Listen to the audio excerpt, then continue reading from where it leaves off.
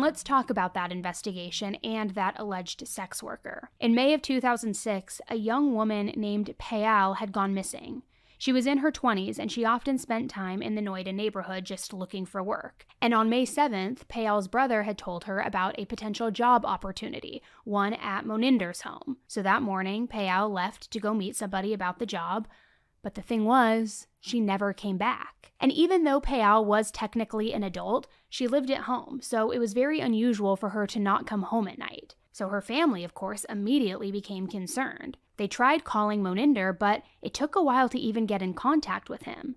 And when they finally did, he said he wasn't in town, that he hadn't even been in town. He had no idea what they were even talking about. Yet he did tell Pleas's father that he would talk to Surinder. He would check with him and see if he knew anything about it. He even said to call him back the next day, that he would loop him in and give him any information that he learned. But then when Pleas's father called him back the following day, Moninder's phone had been turned off, and nobody could ever get in contact with him after that. So Pleas's family went to the police, like so many of these families did. And at first, they didn't launch any type of formal investigation.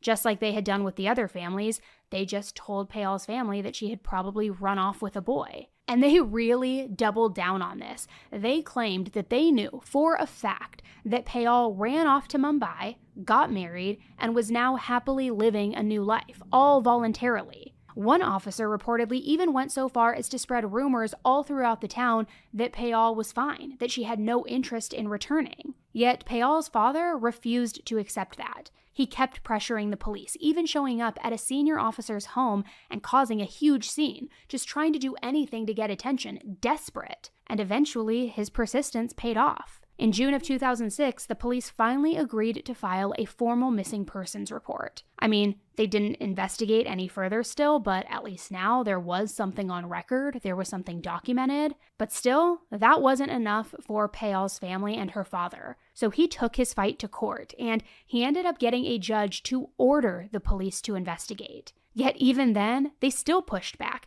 accusing him of making all of this up just as a means to get money. So then Pleas's father continued to search on his own. He went to Noida nearly every single day. And then finally, he did meet someone who would give him some answers. A rickshaw driver came forward and said he saw Pleas on May 7th, the day that she disappeared. Now, for those of you who are unfamiliar with the term rickshaw, it's similar to what we may in New York call like a pedicab, or like a three-wheel cart where you can transport either goods or people, and somebody's moving the cart either by a bicycle or on their own feet, just kind of something like that. So he said that he saw her entering Moninder's home, but that he never saw her leave. He even gave an exact description of the clothing that she was last seen in. And when her father showed the rickshaw driver a picture of Pleas, he confirmed that was the girl that he had seen. It wasn't until October of 2006, 5 months after Pleas went missing, that the police really finally started looking into her case. Her phone had been missing this whole time as well, and